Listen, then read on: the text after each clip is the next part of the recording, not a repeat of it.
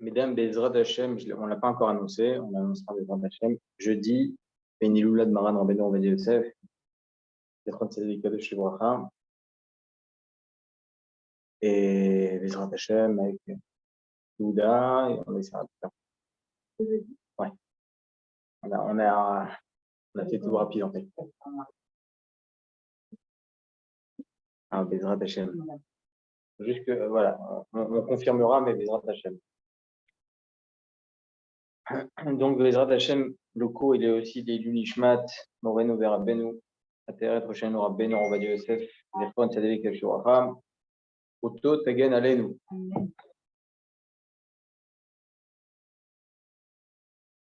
Alors, Paracha, il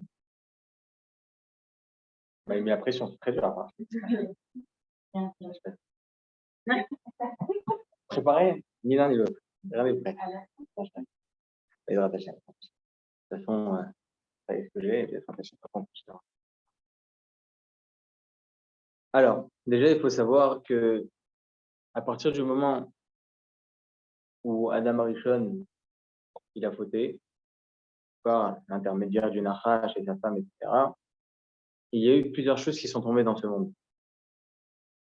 C'est quoi qui est tombé dans ce monde? Il y a eu la peur, la tristesse, la crainte, tout le etc. il est tombé.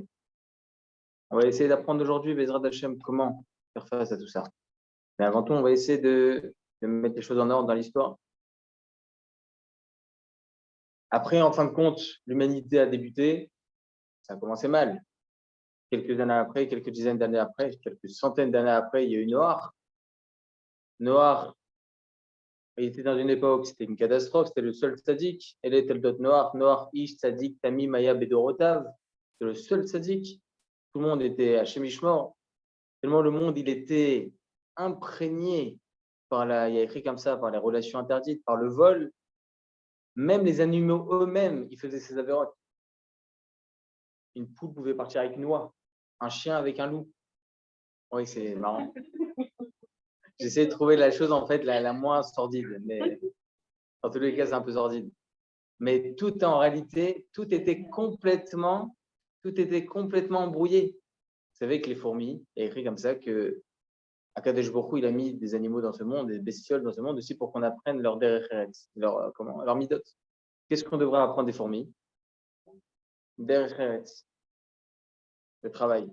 Et pourtant, c'est pas du tout vrai en réalité. C'est vrai, ils travaillent énormément, mais il y a écrit comme ça dans le Midrash que les fourmis, si vous avez une tonne de fourmis par exemple, qu'est-ce que vous devez faire? Par exemple, vous avez une fourmilière. Qu'est-ce que vous devez faire? Vous prenez une fourmi et vous la mettez, une fourmi qui n'est pas du tout de cette colonie-là, vous la mettez dans cette colonie. Ils se tuent entre eux. Pourquoi? Ils partent en guerre, c'est une catastrophe. Pourquoi? Contre eux. Mais en fin de compte, tout le monde va se battre et tout le monde va se tuer l'un à l'autre. Pourquoi? Il y a écrit comme ça qu'on ne peut pas empiéter sur le terrain de l'autre. C'est impossible. Chez les fourmis, c'est impossible. Impossible. Prenez, par exemple, c'est ce qu'ils font d'ailleurs les agriculteurs, ils voient qu'il y a une fourmilière qui est en train de se faire, une fourmilière qui est en train de se faire dans leur champ. Qu'est-ce qu'ils font? Ils prennent une graine de blé d'un autre champ et le mettent à l'intérieur de la fourmilière. Tout le monde se tue là aussi. Parce que ça ne leur appartient pas. Une fourmi, elle passe devant une graine d'oreiller, par exemple devant ça, ok? Ça ne leur appartient pas. Il y a une autre fourmi qui est passée avant, ils ne la prennent pas. Ça ne leur appartient pas. Donc en réalité, c'est vrai qu'on peut apprendre le DRS, les fourmis, etc., mais ils se tuent entre eux, etc. Akadosh Baruch Hu, il a fait ancrer dans ce monde des natures. Lorsqu'on est sur nature, c'est qu'il y a quelque chose qui ne va pas. Lorsque, à l'époque de Noach, on voyait que les êtres humains, ils étaient sur nature, c'est-à-dire qu'ils faisaient des choses qui étaient insensées, ils volaient, les relations interdites, etc., et le meurtre, eh bien même les animaux, même les bestioles, Ils étaient ancrés par une nouvelle nature. C'était comme ça que ça se passait. D'ailleurs, c'est pour ça qu'il y a écrit comme ça que, par exemple, la menthe ou le persil, etc., c'est rempli de bestioles à l'intérieur. Et plus les époques elles passent, plus il y en a encore plus au fur et à mesure. Il y en a qui disent, mais comment ils faisaient à l'époque? C'est pas bouche-catif. Plus le monde y change, plus les bestioles aussi s'imprègnent à l'intérieur de ces choses-là. C'est pas seulement spirituel, hein, c'est du matériel, c'est la réalité physique. Sauf, en tout cas, Noach il a écrit comme ça qu'il était Ish Sadik Tamim, Bedorotav, dans sa génération. Il a écrit dans le traité Sanhedrin 108a. Marloquette entre Rabbi Shimon ben Lakish et Rabbi Yochanan. C'est-à-dire quoi Bedorotav? Dans sa génération uniquement. Et s'il était à la génération d'Abraham Avinu, il aurait été comment? Il y en a un qui pense, il aurait été normal, pas shoot. Pourquoi? Parce que si on essaie de rivaliser entre Abraham Avinu et Noach, pas rivaliser quoi. Abraham Avinu, il en a fait des choses. Le père de la Yahadou, du judaïsme. Il y en a d'autres qui pensent, non, ma pitom, à plus forte raison. S'il était tzaddik, alors qu'il était dans une époque à Shemishmor, à plus forte raison, à l'époque d'Abraham Avinu. Mais franchement, il se pose la question, il faut toujours trouver le bien chez tout le monde. Pourquoi il y a une marloquette? Pourquoi il y a une marloquette? Dis, tzaddik de Torah, dis pas. C'est quoi ton problème? On parle des Tanaïm quand même. C'est quoi ton problème? Pourquoi tu penses de manière péjorative de Noach? On parle quand même de Noach, on ne parle pas d'une personne stable.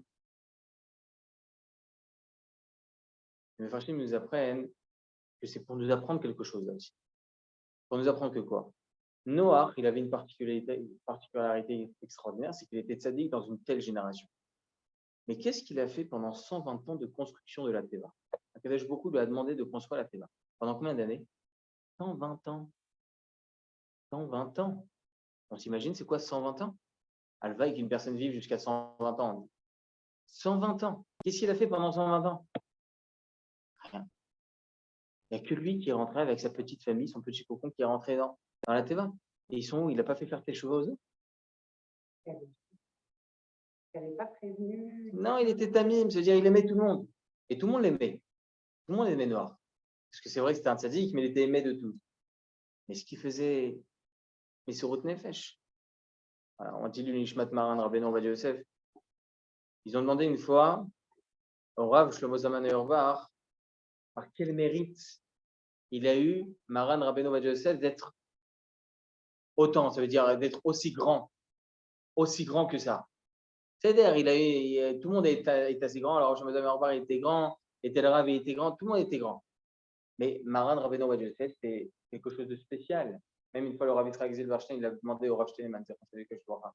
Il dit, Rav, par quel mérite Maran Rabbeinu Ovadia Yosef, il a eu près de 1 million de personnes à Salevaya?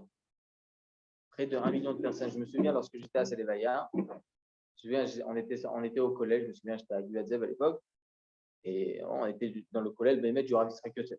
Donc, on était vraiment. Et je me souviens qu'à 1h d'après-midi, c'était Mincha. Le Rav, il nous avait dit juste avant, il a dit il faut prier pour le Rav, ouvrez la Teva ouvrez le Echal, pendant Mincha. Il avait eu la aura comme ça du Rav Yitzhak Yosef à Rosh Kolel. On a fait ça. Et juste après Mincha, on a entendu la tirade de Maran. C'était quelque chose de insurmontable. Donc, je me souviens, on était parti à l'Elvaya, etc. On était tout proche de la porte là où se trouvait Maran Rabbeinu Ovadia Yosef, vraiment collé au corps. Au bout de 2 heures, on n'était plus là. On était à une autre rue, tout le monde se bousculait. Par quel mérite Maran Rabbeinu Ovadia Yosef, il a eu une telle levaya? Chacham Shalom Cohen Zechron Yaakov Javacha, il a une star, 300 000, 400 000, c'est énorme. Mais c'est pas 1 million. Rav Steinemann, Rav Kanevski, 400 000. On n'amenderait pas Chazé Shalom. Mais par quel mérite? Tu l'as posé comme ça, Rav Steinemann. Par quel mérite Maran Rabbeinu Ovadia Yosef, il a eu près de 1 million de personnes à sa levaya? Je me souviens, j'étais arrivé jusqu'à la Tachan Markazi, parce qu'on habitait à Givatzev à l'époque. J'étais arrivé jusqu'à la Tachan Markazi et je vois une personne assise par terre, les cheveux énormes, bouclés énormes, une petite kippa sur la tête, les habits déchirés complètement, en train de pleurer par terre. Attends, c'était un noir et blanc quand même, hein. C'était une kippa noire, hein. C'était chasse, hein. Et pourtant, il était aimé de tous. Pourquoi? Alors, il lui a posé la question au Rav Steinemann, pourquoi par quel mérite? Eh bien, le Rav Shlomo lui a répondu comme ça. D'ailleurs, c'est aussi la même réponse que le Rav Shlomo Zalman. Il a dit il a eu le koach de fermer son livre quand il devait le fermer. Parti, faire Zikou Yarabim jusqu'à 1h, 2h du matin. Il rentrait à la maison à 2h du matin, sa femme elle l'attendait avec un verre de thé. Et elle s'assoupissait à côté de lui le temps qu'il finisse d'étudier. Et le lendemain matin, elle se réveillait, elle le voyait encore en train d'étudier avec le thé encore. On parle de qui? On parle d'une personne qui faisait Zikou Yarabim. Zikou Yarabim. Il allait de partout. Et de partout. À Hanouka, c'était le pire. Sa femme ne le voyait pas du tout. À Hanouka, elle ne le voyait pas du tout. Il revenait 3h, 4h du matin. Il allait à Eilat. De partout. Zikou Yarabim, faire des shurim de Torah. Faire des shurim de Torah de partout. Et c'est même quand il était tout jeune, lorsqu'il avait encore 23, 24 ans, 25 ans, à l'âge de 30 ans même encore, parce qu'il n'était pas encore grand rabbin ni de Tel Aviv ni de nulle part. Il était certainement à l'âge de 25 ans, il était grand rabbin du Caire en Égypte. Après, il est revenu.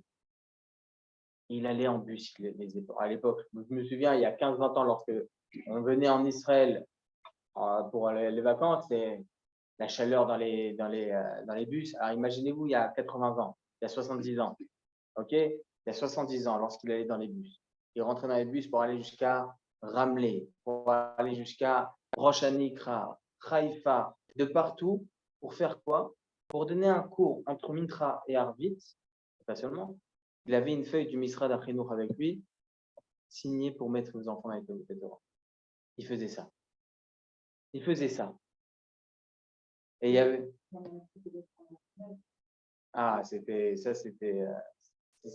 on va dire, c'est ce qui lui a fait, ce qu'il a fait connaître dans son Koach HaEtera. C'est-à-dire, quand on parle de halacha, lorsque une personne a qu'il a.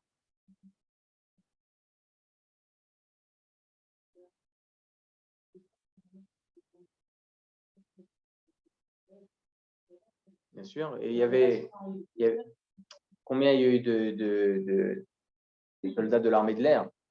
Il y a écrit comme ça dans les psakim du Rav Ovadia. C'est bien les sfarim du Rav Ovadia. Il y a écrit les psakim, chaque histoire. Les 900. Chaque histoire. On voit dans les psakim, cet homme-là, il était soldat de l'armée de l'air avec un F, je ne sais pas combien. Il est rentré à telle heure, etc. On a toutes les histoires. Il est rentré à telle heure et après, lorsqu'il arrivait vers le lac de comment on appelle ça? De Suez. C'est quoi, le canal de Suez. Le canal de Suez. Il y a eu un tir d'un missile ennemi. Il est tombé. Son commandant, il a vu un parachute. Il n'a pas vu de parachute. Combien de psakim? Comment il a écrit ces halachot? En allant sur le terrain, en restant devant son livre, étudiant. Et tous ces 990 femmes qui ont été autorisées, leur mari n'est jamais revenu. Ça veut dire que c'était vrai. Des vrais psakim. Des vrais psakim. C'est des vrais halachas. C'est-à-dire, il ne s'est pas trompé. Il aurait pu se tromper. On se dit, bon, quand même, 990 femmes. Donc, un homme de Torah qui va faire Zikou Yarabim, c'est un tzadik. Noach Bedorotav. Et c'est ce qu'ils veulent nous apprendre, Chachamim. Pourquoi tu discutes? Dis c'est un tzadik, c'est tout. C'est quoi le problème? Pour nous apprendre quelque chose. Tu peux être un tzadik, ce qu'il y a écrit dans la Gemara, c'est écrit tzadik im parva ou bli parva. C'est quoi? Avec un menton au fourreau ou sans menton au fourreau. Ça veut dire quoi? C'est-à-dire qu'une personne, elle rentre chez lui à la maison, il fait froid. Tous ses enfants, ils grelottent, sa femme, elle grelotte, lui, il grelotte aussi. Qu'est-ce qu'il fait? Il va allumer le chauffage ou il va mettre un manteau? S'il allume le chauffage, c'est qu'il pense aux autres. S'il met qu'un manteau, il pense qu'à lui. C'est ça un tzaddik imparva ou bliparva. Un tzaddik bliparva, c'est une personne, même s'il a froid, hop, il va s'occuper des autres avant de s'occuper de lui-même. C'est ça un vrai tzaddik. C'est le trou de Maran. Et c'est justement ce que l'on apprend avec Noach. Noach tzaddik bedorotav, évidemment, c'est incommensurable, ça coûte, évidemment, il n'y a même pas à chercher, c'était Noach. D'accord? Mais voilà la marquette qu'il y a dans la Gemara entre Rabbi Shimon ben Akish et Rabbi Yochanan. Il y a écrit comme ça dans le Midrash, c'est intéressant. Parce que lorsqu'il y a eu le Mabout, tout a été détruit. Pas seulement les animaux et la terre et les légumes, tout. Même les mauvaises midotes ont été détruites. Comme ça, c'est écrit. Alors comment ils ont réussi à s'infiltrer? On les a encore jusqu'à aujourd'hui. Il y a écrit dans le Midrash que le sheker, il est venu, comment on dit ça? Le mensonge, il est venu voir. Il est où, hein? C'est le shed qui loue l'ange du mensonge, il est venu voir noir. Il dit, moi aussi, j'ai envie de rentrer dans la teva. T'as une femme? Il a écrit comme ça, que chaque animal, il venait, Zachar venekeva. Le masculin et le mâle et la femelle, ils venaient eux-mêmes tout seuls. Il fallait le mâle et la femelle. S'il n'avait pas de conjoint, il ne venait pas. C'est comme ça que ça se passe. Et le sheker, il dit non, je n'ai pas de femme, je ne suis pas marié. Alors, il dit tu ne rentres pas. Et qui y voit dans la forêt, il écrit comme ça dans le Midrash, qui y voit dans la forêt, il voit un chef qui s'appelle Parta. C'est quoi Parta? L'ange du Gezel, du vol. Ouais, il a demandé en mariage. Il dit, mais cette femme qui lui dit, mais qu'est-ce que tu me donnes en retour? Et il regarde tous mes revachim, tout ce que je gagne, je te donne une partie. Et comme ça, ils sont rentrés dans la teva. C'est un midrash, d'accord? Rachamim veut nous apprendre de ce midrash que dans le sheker, une personne, elle perd tout le temps.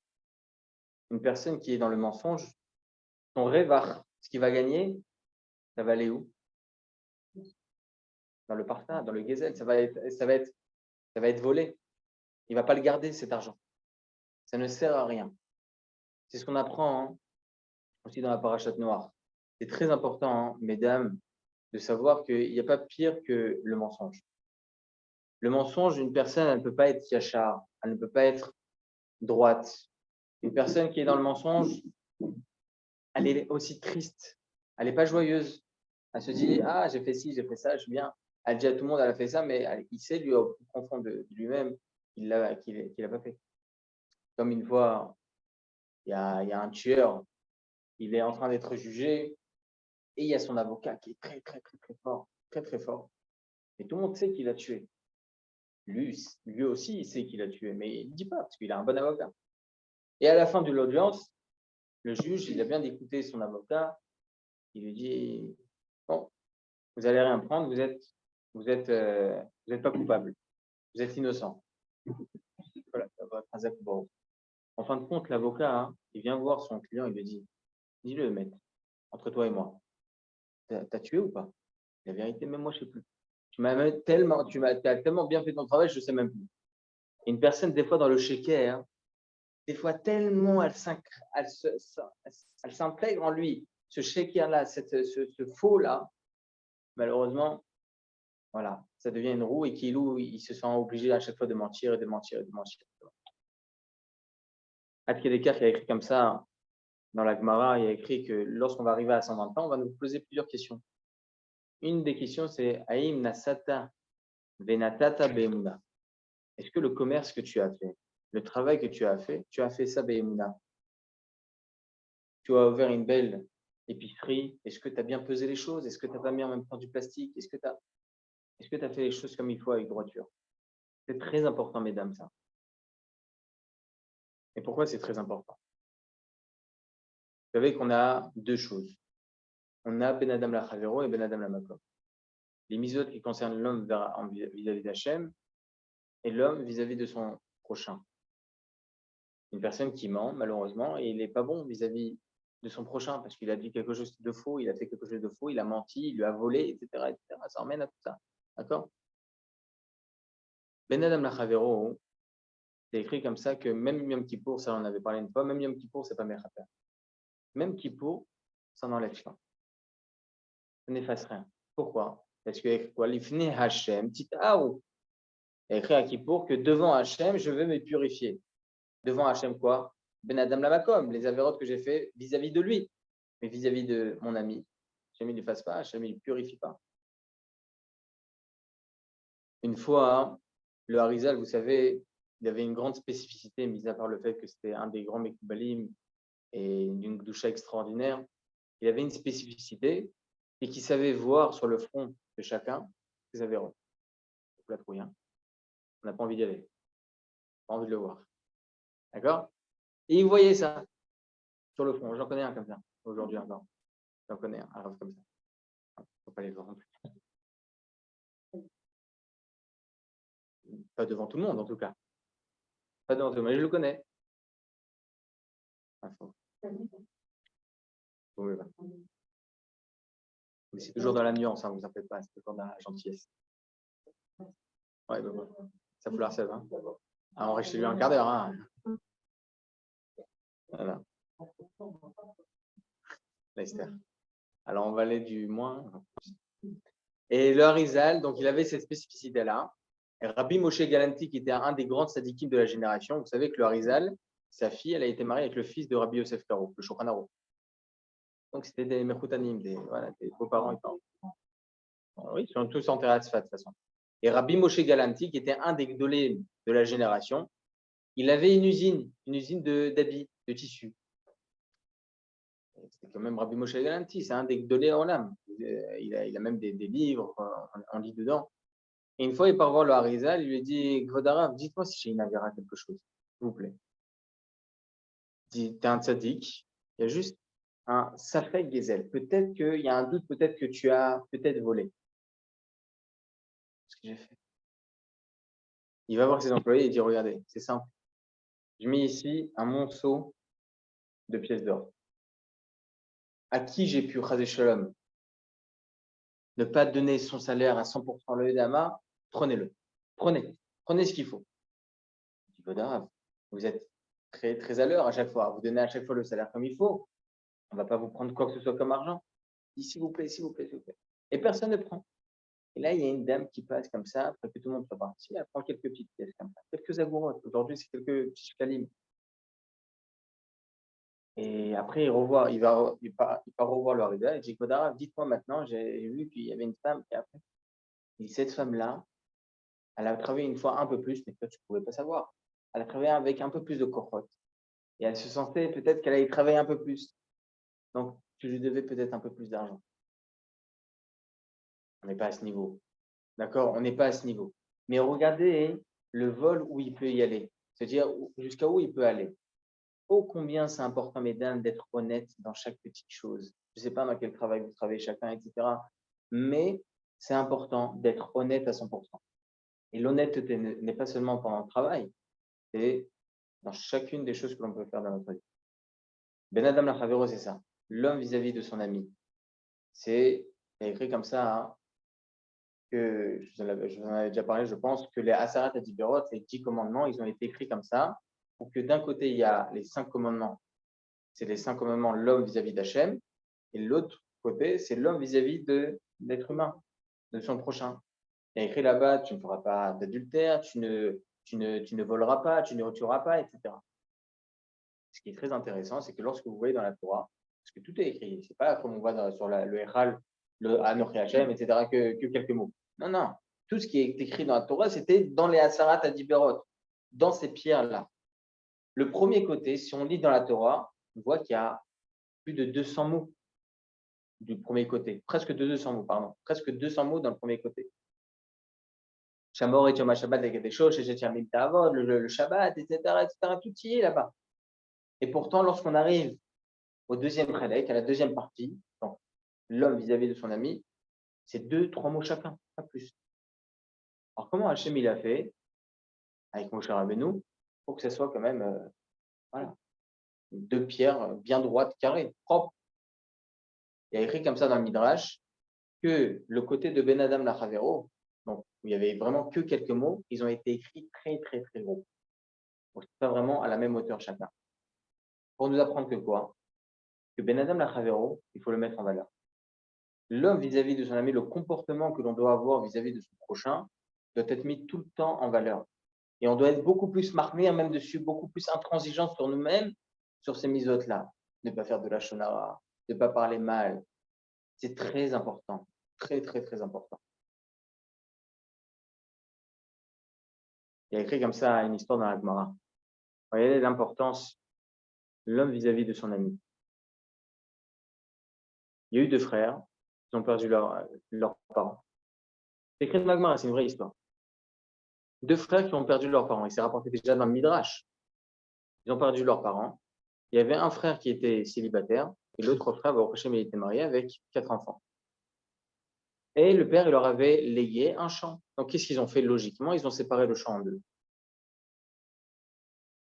Le fils qui était marié avec 4 enfants, il se dit, il pense comme ça, mon frère, le pauvre, il n'est pas marié, il n'a pas d'enfant, mais en plus de ça, je vais lui enlever un peu de parnassa. Qu'est-ce que je vais faire? La barrière que l'on a mis la veille, je vais aller dans la nuit et je vais la bouger un peu plus pour que chez moi, ça soit un peu plus petit, de son côté à lui, ça soit plus grand. C'est ce qu'il a fait le soir. L'autre frère, il pense le contraire. Il ne sait pas ce qu'il a pensé, son autre frère. Il a juste pensé comme ça. Il s'est dit, mon frère, il a 4 enfants, il a une femme, il a besoin de plus de parnassa. Qu'est-ce que je dois faire? Logiquement, moi, j'ai personne. Je vais empiéter de mon terrain. Comme ça peut être plus pour lui. Les 2 frères, ils se lèvent le matin. Il n'a pas bougé. Bon, j'ai pu rêver. Hein. Le frère, à 1h du matin, il fait ça. L'autre, à 2h du matin, il fait ça. Et ils se rendent compte le matin, personne ne s'est concerté et personne ne se parle. Et ils se rendent compte que c'est resté au milieu. La nuit, les 2, ils se disent la même chose. Au même moment, ils se disent, je vais aller à telle heure. Et les 2, ils se rencontrent à ce moment-là, dans la nuit.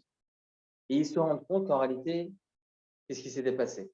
L'un, il a pensé comme ça et l'autre, il a pensé comme ça. Ils se sont enlacés et ils ont pleuré ensemble. Comme ça, c'est écrit. Il est écrit comme ça. Akadosh Baruch Hu, il a été roed qui segvodo. Que son Kisa Akavod, son trône céleste, il a vibré à ce moment-là. Il a dit qu'à cet endroit, il y aura le Beth Amikdash. À cet endroit de ce champ, il y aura le Beth Amikdash. Et c'est le côté la Maravi que l'on a aujourd'hui derrière, etc. C'est le champ où il y avait ces 2 frères. Pourquoi le Midrash nous apprend ça? Regardez Ben Adam Lachavero. Ben Adam Lachavero. Ben Adam Lachavero, ça nous emmène l'endroit du Beth Amikdash parce que Akadosh Baruch Hu, il veut que ça. Il veut qu'il y ait Ben Adam Lachavero. Il veut qu'il y ait un comportement exemplaire entre l'homme vis-à-vis de son ami. Ne pas mentir, comme on a dit maintenant, ne pas être dans, voilà, vraiment dans le lachonara et parler mal et commencer à dire des choses qu'il ne faut pas. C'est dommage. Une personne n'est pas heureuse quand elle fait tout ça. Une personne qui se met en colère, c'est dommage. C'est très dommage même. D'ailleurs, c'est ce qui est écrit dans la Gemara. Je vous l'ai dit à maintes reprises, c'est aussi écrit dans la Masachet Yoma que la faute que l'on a fait à cause de ça, on a eu la destruction du second Beth Amikdash et qu'on vit encore aujourd'hui cet exil pourri, ok? C'est à cause de la sinat chinam, la haine gratuite. C'est à cause de ça. C'est-à-dire que le premier Beth Amikdash, il a été détruit à cause des 3 avérotes les plus graves. On tué l'adultère, les relations interdites et l'idolâtrie. C'est la pire des choses. Les 3 choses les pires. Et pourtant, au bout de 70 ans, Baruch Hashem, Akadosh Baruch Hu, la route contre le Beth Amikdash, second Beth Amikdash, nickel. Pourquoi? Parce qu'on a fait Teshuvah. Alors pourquoi on ne fait pas Teshuvah sur la haine gratuite? Parce que c'est un travail du cœur. J'en ai parlé très très souvent dans mes shurim, ça, c'est un travail du cœur. Ne pas tuer, je vais faire mes mains ici. Ne pas relation derrière, voilà. Et voilà, je fais rien de tout ça et c'est tout. La haine gratuite, c'est quelque chose qui dépend du cœur. Je peux avoir une belle banane, mais à l'intérieur, c'est une catastrophe. C'est pourri, c'est noir. Une personne qui est son ami, c'est très très dur à travailler. Très très très dur à travailler. Alors comment on travaille?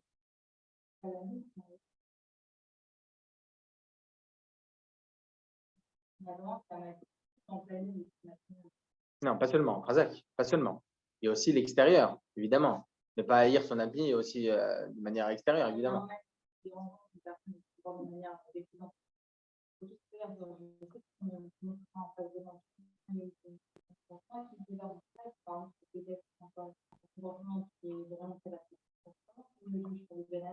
Vous avez raison, mais je vous pose la question. L'action a été faite. 24 heures plus tard, est-ce que vous avez encore cette chose qui vous titille? Ouais. Voilà. C'est normal. On va dire ça, on est dans le naturel. On est dans le naturel. Mais ça souffre. Alors comment on fait? Hein? Ouais, une petite heure de repos. Non, mais ce qui est extraordinaire, je ne dis pas que sur l'instant, il y a quelqu'un qui nous dit quelque chose, on le hait logiquement, naturellement, on fait un issour. C'est pas ça.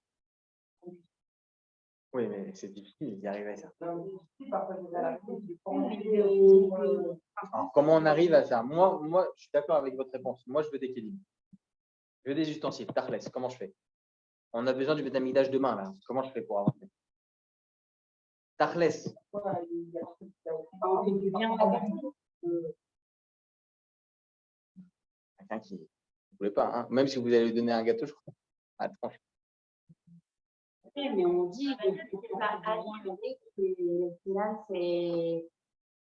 Enfin, Donner à quelqu'un, ça nous apporte à non, nous. donner à quelqu'un pour trahir. On dit que donner, c'est comme ça qu'on construit un truc. Exactement. Donc, en fait, il y a quelqu'un qui va nous faire du mal. La réaction, le truc pour après, par la suite, je ne sais pas si c'est sur le moment, mais au fur et à mesure, c'est de lui donner quelque chose qui va C'est vraiment sûr. lui faire Vous avez tout à fait raison. Mais moi, je veux sur l'instant T. Je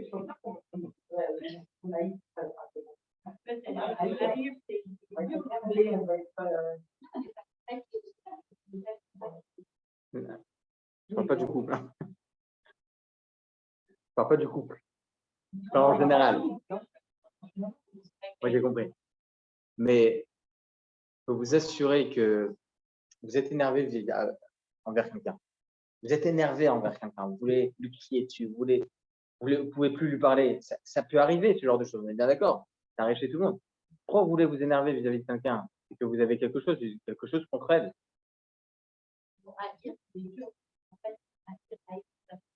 Alors, regardez, le mot haïr, il a été employé la première fois, vous savez, avec qui? Avec les frères de Yosef Hatzadik. On parle de qui quand même? Du tribu, hein? C'est pas lui, pas lui entre guillemets, il avait raison. Oui, vous parlez dans l'histoire, en fait, dans l'historique de. Ouais. Mais le mot haïr, il a été employé à ce moment-là parce que c'est une vraie haine. Et c'est ce qui a engendré la défense de tout le Ham Israël en Égypte et l'esclavage. Donc, c'est une vraie haine. Voilà. Vous êtes jalouse? La personne, elle est jalouse? Eh bien, c'est de la haine. C'était de la jalousie et ça a créé la haine, logiquement. C'est ce qu'il dit le Chod Tzadikim. Il dit que malheureusement, par la haine, on peut arriver à plein d'avérotes. La jalousie, la colère, les ci, les ça, etc. L'idolâtrie même, on peut en arriver. C'est écrit dans le Chod Tzadikim. C'est-à-dire qu'une personne, écrit dans le Chod Tzadikim, c'est très très loin. Hein. C'est aussi une des réponses que je vais vous donner. Une personne qui est son ami, c'est qu'il ne sait pas que c'est Hachem qui est derrière. Donc, logiquement parlant, il n'a pas d'émouna. C'est très loin, hein, c'est tiré peut-être par les cheveux, mais je vais vous expliquer. Une personne qui n'aime pas son ami, une personne qui haït son ami, logiquement, il ne sait pas que c'est Hachem qui a envoyé ou les preuves, ou bien la parole, ou bien l'action, etc., etc. C'est Hachem qui a été derrière tout ça. C'est lui qui a géré. On est juste des pantins, en compte. Il y a des bons shlichim, il y a des mauvais shlichim, des mauvais envoyés qui viennent et qui se mettent en colère vis-à-vis de quelqu'un. Et bien ça, c'est des mauvaises personnes. Certes, c'est Hachem qui leur a donné ça, mais c'est des mauvaises personnes. Peut-être qu'ils font Teshuvah, etc. Mais c'est Hachem qui leur a mis ça dans leur bouche. D'accord? Automatiquement, si on les haït, on n'a pas cette émouna-là. Comme ça, c'est écrit dans le Gaon de Vilna. Hein? Oui. Moi, j'arrivais à Adelaide, quand on va les vacances, au final, c'est pas facile de retourner dedans. Mais c'est pas une parce que ça nous avait chanté, c'est parce que derrière, il dit on est très religieux. C'est pas les haïr. Même, non, il faut aimer tout le monde. Il faut aimer tout le monde. Il y a des gens qui sont Rechaïm Mamash. On en connaît, ils sont au gouvernement, d'accord? Ils sont Rechaïm Mamash. Mais Ezrat Hashem, demain, ils feront Teshuvah. C'est tout ce qu'on souhaite pour eux. Plein d'histoires.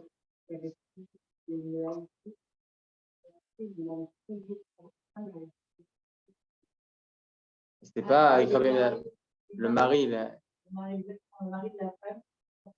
Rabbi Meir Balanas. Il dit, la femme a dit je vais au shiur du Rav. Et le mari était contre. Il a dit va chez ton Rav et va lui cracher à la figure, s'il vous plaît. Va lui cracher à la figure. Va lui cracher à la figure. D'accord? Non, Ah, si c'est vous pas dites c'est ça à pas votre ça. mari, je vous l'éclate. Et va lui cracher à la figure. C'était pas ça l'histoire? Non, mais c'est pas grave. Et il a su, ça Rabbi Meir Balanès, par Siatek Shmaya, etc. Il l'a su. Et il a demandé à une femme, j'ai quelque chose dans mon œil. Une femme vient de me cracher dans mon œil. Il a désigné cette femme-là. Et ce qui s'est passé. Pour le Shlombayit. Top. Je n'irai pas jusque. Top. Donc, alors,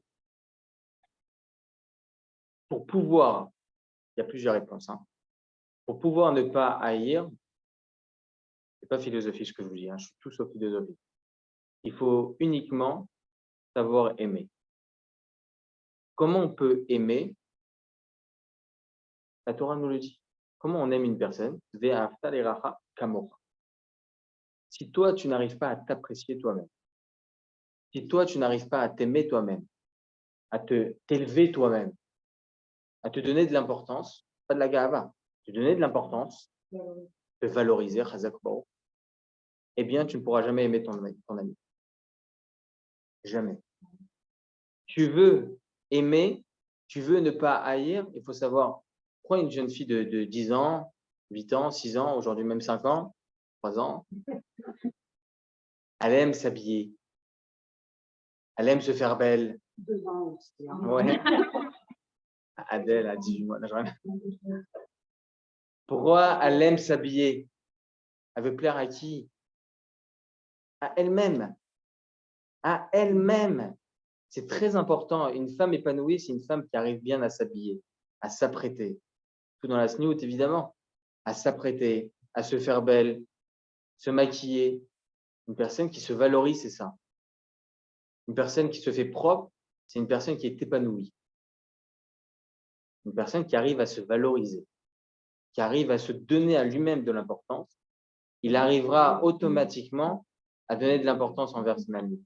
Ve'ahavta l'iracha kamocha. Comment tu veux aimer ton prochain si toi tu n'arrives pas à t'aimer? La porte, la clé, pardon.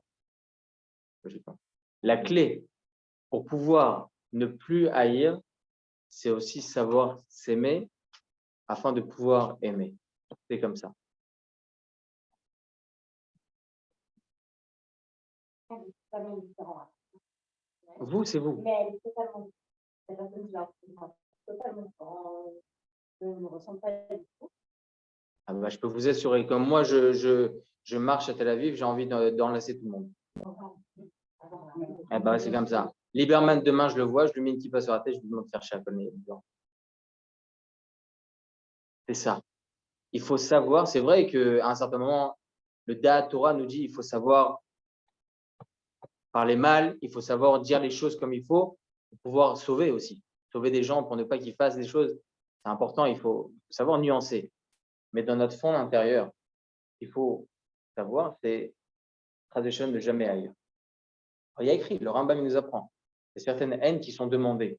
La Torah nous demande, on a le droit d'haïr, par exemple, Marshimam des Zicham va Bethlehem, Hitler. Évidemment. Pas du tout, on n'a pas le droit d'haïr qui que ce soit. Ils sont un juif. Voilà. On n'a pas le droit d'haïr un non-juif. Ad Kedekar, écoutez bien.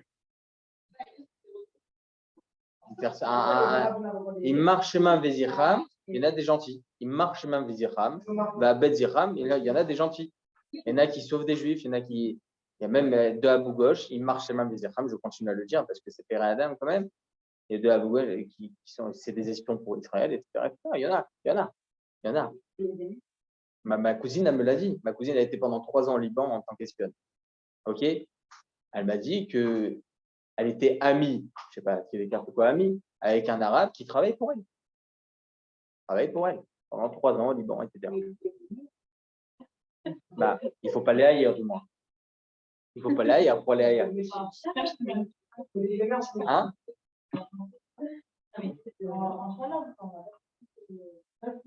Pas besoin d'aimer un goy. On n'est pas obligé d'aimer un goy. Il va after les racha et les racha. Non. C'est cool. On ne peut pas se dire, ah, le terroriste, il a fait ça, il marche mauvais écho. Il faut savoir que son halakha, Je ne suis pas à l'extrême droite. Il faut toujours savoir être au milieu. D'accord? Un terroriste qui va pour tuer, il faut le tuer. Pas comme ce qu'il nous dit le soi-disant gouvernement, qu'il faut, si on le blesse, c'est bon, interdit. Il faut le tuer. Le Rav Israël Kosef, c'est étrange, il faut le tuer, mamache. Bien sûr qu'il faut le tuer. Il va sortir dans 15 ans, dans 10 ans, peut-être dans 5 ans. Marché mauvais écho, évidemment. Il y a des choses, il faut savoir. Mais voilà, on va parler, au Hachem, le peuple juif est assez grand. On va parler de nous. D'accord? On va parler de nous. Pour savoir ne pas haïr, il faut savoir s'aimer soi-même. Et ça, c'est très important, mesdames. Et on en revient à ce qu'on a dit au préalable. On a dit au préalable que lorsque Adam Arishon il a fauté avec Rava, la peur, la tristesse, tout est descendu dans ce monde. Comment on arrive à être métapel dans ça? Comment on arrive à se soigner dans toutes ces choses-là? Il faut savoir qu'on peut tout nous voler. On peut tout nous voler. L'argent, on peut nous voler notre maison, on peut tout. Mais jamais notre Simchat Chaim. Notre joie de vivre, personne ne pourra nous la voler. Personne. Même si une personne lui fait une opération, il lui rentre à l'intérieur, personne ne pourra nous retirer la Simchat Chaim. Personne. Donc, si une personne, elle arrive à soi-même, à avoir une joie, à savoir, Baruch Hashem, se réjouir, être Bessimcha, déjà, il a tout gagné. Pourquoi? Parce qu'une personne qui est Bessimcha, il ne se met pas en colère, déjà, premièrement. Il ne se met pas en colère facilement, du moins, c'est sûr. D'accord? Quand il arrive chez lui à la maison, il a un grand sourire. Il sait parler à son épouse, et à contrario. D'accord? Contrario. Une personne qui a de la Simchat Chaim, il arrive à éduquer ses enfants au prochain comme il faut. Ne pas se mettre en colère. Et plein de choses, et plein de choses, et plein de choses. C'est la clé de plein de haslachot. Bien sûr. Tout. Pas divorcer.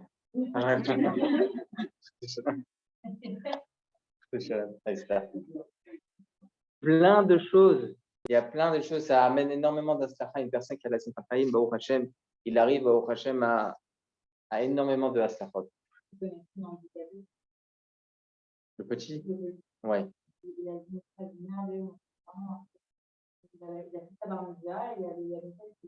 Oui.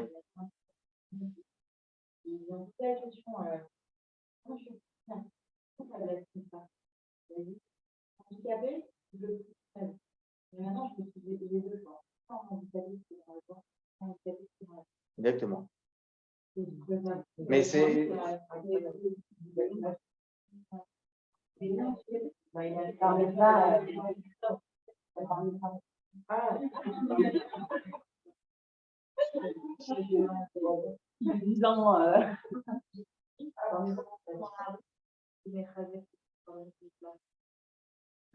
Parce que, vous savez, il y a écrit comme ça. J'en ai parlé, j'en ai parlé à Cholamoued, qu'on a fait une petite soirée. Et j'ai dit la chose suivante. Il y a écrit comme ça que pour être heureux, déjà dans son couple, écoutez bien, mesdames, hein, c'est un grand moussard. Il y a écrit dans Chazal que pour être heureux dans son couple, oui. Non, on en parlera, je prépare un peu, parce que pour être heureux dans son couple, il faut, et l'homme et la femme, être à l'image de Adam et Chava. Comme ça, c'est écrit. C'est quoi l'image de Adam et Chava? Comment être similaire à eux? Il y en a qui disent, pour rigoler, ils n'avaient pas de belle-mère. Top. C'est pour rigoler. Ça aide énormément. Mais en réalité, Chazal nous apprennent que un jour, Adam, c'est un couple normal, eh bien, il s'énerve contre Chava. Il se met en colère contre elle. Par exemple, une image. Oui, il va aller voir ailleurs, il ne peut pas aller voir ailleurs. Il a quelqu'un, la personne, il va aller voir une vache. Il n'y a rien d'autre. D'accord? Il va aller voir une girafe. Qui va aller voir? Il ne peut pas faire de comparaison. Pour être heureux, ne jamais comparer. Jamais. Ne jamais comparer. Les proverbes, il y en a plein. Toujours l'herbe de son ami est toujours plus verte, c'est normal. Mais regardez, encore plus que cela dans notre génération, écoutez bien, mesdames, et c'est très important. Tous les Instagram et tous les Facebook et la télévision, elles nous montrent une vie qui est fausse. Parce que vous allez voir une femme en train de faire la cuisine, elle est toute propre, tout nickel, et nous, juste on fait comme ça. C'est pas comme ça. Ah, tout est nickel. Voilà, exactement. Exactement. Eh bien, c'est une vie qui est fausse. Parce que cette femme-là ou cet homme qui appuie après sur le stop, ça crie derrière et il y a une autre image, il y a un autre monde qui est derrière. La télévision ou les films, Netflix, etc., c'est le même principe. La femme, elle se lève de son lit, elle a les cheveux nickel. C'est faux dans la réalité. Ok? C'est faux. Dans l'absolu, c'est faux. Toutes ces choses-là, malheureusement, l'homme, il a une vision. Ah, c'est vrai, vous? Il a une vision. Il a une vision qui est fausse, malheureusement, et qui, malheureusement, il a une image qui est totalement erronée de la réalité. C'est dire, ah, regarde, eux, ils sont mieux. Eux, c'est comme ça. Ils n'ont pas de problème. Et il n'y a pas d'épreuve. Et les enfants, ils sont comme ci. L'autre, c'est comme ça. Et il va comparer et ça va créer un volcan et un chemichement. Pour être heureux, ne jamais comparer. Ne jamais comparer. Rester soi-même, chez soi-même. Akadosh Baruch Hu a créé Yoel Atab. Il a créé telle personne. Il a créé Yaakov Cohen. Il a créé des êtres humains comme on est, avec notre nature, avec nos midotes, notre personnalité. On ne doit pas être comparé à personne. Lorsque moi, je vais monter en haut à 120 ans, on va pas me demander pourquoi tu n'es pas devenu Rav Ovadia Yosef. Non. Pourquoi tu n'es pas devenu Yoel Atab? On va me demander ça. On va me comparer à personne. Hachem, il ne fait jamais ça. Ah, mais tu aurais pu devenir, regarde, ce tzaddik qui est devenu quand même Rabbi Meir Balanès, hein. Tu aurais pu devenir comme lui. Bah, putain. Hachem m'a créé comme je suis. Et je dois avancer avec ce que j'ai. Il est midote. Même les mauvaises midotes, mesdames, on ne doit jamais les effacer, on doit les peaufiner. Parce que les mauvaises midotes, elles aussi, elles sont ancrées en nous. Eh bien, on va prendre ces mauvaises midotes et on va les peaufiner. On va prendre ces mauvaises midotes-là et on va les mettre peut-être en application dans les moments nécessaires. Une personne qui est en colère, il va savoir se mettre en colère tout en restant calme au fond de lui. Il va savoir se mettre en colère sur des choses qui sont nécessaires. Savoir peaufiner avec les mauvaises midotes aussi. Parce que Hachem, il nous a créés comme on est. Et on avance avec. C'est comme ça. Malheureusement, depuis la faute d'Adam Arishon, il y a tout ça qui est ancré dans ce monde. La peur, la tristesse. Il y a des gens qui sont psychologiquement, c'est très très difficile pour eux. Et ils ont des déprimes et des dépressions. Pourquoi ça dans notre génération d'Afka? Il faut savoir que 80% en Israël prennent des antidépresseurs. 80% des gens en Israël, dans le monde, à plus forte raison, hein. 80% des gens prennent des antidépresseurs. Il y a des antidépresseurs moindres, plus, etc. Ça dépend de chaque personne. Oui, bon, c'est antidépresseur. Ah, mais non, c'est le cannabis, ça. C'est le cannabis médical. Médical. Oui, médical, parce qu'il est permis en Israël. Ça. On va pas à Sinatrina, du Cosmo, ouais. Non, mais j'ai déjà vu, hein, le cannabis médical, c'est de la poudre, hein, c'est rien du tout. Hein. Ah oui? Oui, c'est du vrai. Oui, mais le mesurer. Et... J'ai vu quelqu'un en prendre à la pharmacie, je me souviens, il lui a donné une dose comme ça, c'était fermé, etc. Très mesuré. Ah, oui, c'est Shalom Neda. Il ne faut même pas ouvrir.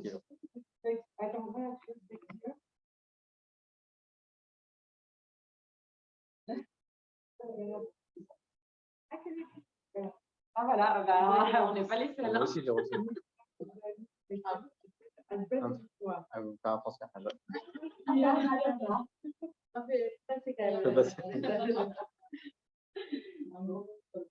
En tout cas, mesdames, toutes ces choses-là qui sont tombées dans ce monde, la tristesse, la peur, voilà, tout ce que l'on peut avoir, ces mauvaises choses que l'on a, hein, dans nous, peut s'arranger si on a la Simchat Chaim. Une personne qui arrive à être joyeux, qui arrive au Hachem à se travailler. Il faut savoir, il y a beaucoup de shiurim qu'on peut faire sur la Simchat Chaim. La Simchat Chaim, mesdames, elle se travaille en ayant des émounot gvuot. Ce n'est pas spirituel. C'est quoi émouna gvoa? C'est savoir que je suis moi-même. Et toujours se dire, je suis comme je suis. C'est tout. Je suis comme je suis. Kavua. Par exemple, vous allez avoir des personnes où les parents ils ont divorcé, où l'enfant qui va se marier, qu'il soit très religieux, etc., il aura des difficultés à se marier. Pourquoi? Parce qu'il aura toujours cette crainte. Et cette crainte, elle a été assumée à cause de qui? Je ne sais pas, à cause. Des fois, il y a des divorces, il y a des divorces, parce qu'il y a eu des parents qui ont divorcé. Donc, il a cette crainte tout le temps. Une femme ou un homme, que lorsqu'il n'arrive pas à arriver à son but dans son travail, il n'arrive pas. Il va être triste, et triste, et triste. Et pourquoi? Il doit se dire, c'est Hachem qui envoie Mazé Méchané. Pourquoi il est triste? Parce que peut-être ses parents, ils l'ont toujours dit, travaille, travaille. C'est important les devoirs. Et attention, et ton bac, et ci et ça. Donc, il a été ancré en lui cette émouna gvoa, c'est-à-dire que sans ça, je suis triste. Et ça, c'est pour nous maintenant nos enfants. Comment leur donner cette Simchat Chaim plus tard? Toujours leur dire, tu as fait tes devoirs, mon fils. Il a un 60% ou un 50%, c'est pas grave, mon fils, ça ira. Ça sera mieux la prochaine fois. Bezrat Hachem, on le fera ensemble. Ne jamais être, ah, mais pourquoi? Tu as mal travaillé? Chas shalom. Parce qu'un enfant, même s'il est rebelle, il est soi-disant rebelle. En lui, ça reste. En lui, ça reste. Il faut faire très attention à ça. Donc, Bezrat Hachem, pour avoir de la Simchat Chaim, il faut s'ancrer en soi-même, se dire que je suis moi-même, et Bezrat Hachem, j'avance avec ça. Il faut toujours aussi comme vous avez dit tout à l'heure, valoriser. Parce que j'allais dire rivaliser, c'est pas ça. Se valoriser, le contraire. Se valoriser, et Bezrat Hachem, grâce à ça, on avancera. Et grâce à ça, Imirta Hachem, on pourra aimer son prochain et Bezrat Hachem avoir le Beth Mikdash. D'accord.